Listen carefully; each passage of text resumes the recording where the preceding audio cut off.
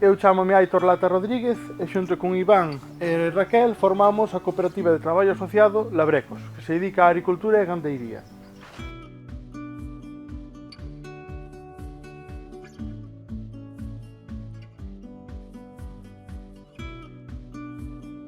Empezamos no 2014 cunha pequena horta ecolóxica, neste caso estaba solo incorporado eu como traballador autónomo, e despois pouco a pouco foronse incorporando primeiro Aitor e despois Raquel ao proxecto. Nos producimos hortalizas, tamén temos froiteiras plantadas, maceiras e pereiras autóctonas, producimos carne de ternera e de cordeiro. E os animales, neste caso, axúdannos a poder pechar un pouco o círculo da nosa granxa, que era o que queríamos facer nun principio, que eles se alimentaran dos excedentes da horta e dos pastos, facendo un pastoreo rexenerativo, e que nos produzan os abonos que necesitamos para alimentar e para darlle nutrientes á nosa horta. Eu creo que a produción ecolóxico é fundamental, sobre todo se queremos coidar o entorno no que estamos. Se queremos deixar algo mellor do que temos.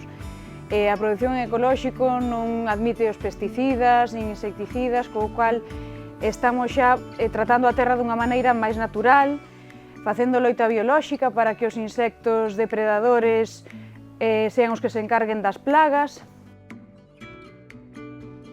Eu creo que a certificación ecolóxico dá unha credibilidade ao que facemos bastante importante.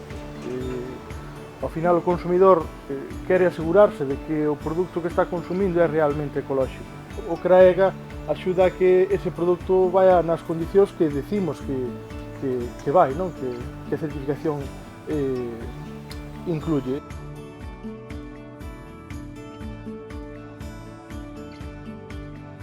Nós creemos que calquera persoa que queira producir tanto horta como en gandeiría, veña de convencional ou non veña de nada e teña a inquietude de ser produtor, creo que debe visitar outras iniciativas, ver como se poden facer as cousas de diferente maneira, porque ainda que esteamos todos baixo un sello, pois hai diferentes maneiras de producir.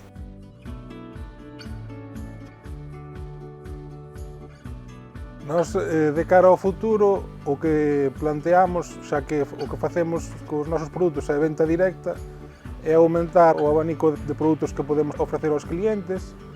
O ideal sería que chegáramos a proveer dun 80 ou 90% dos alimentos que entran nas casas dos nosos clientes, que sempre son xente da contorna.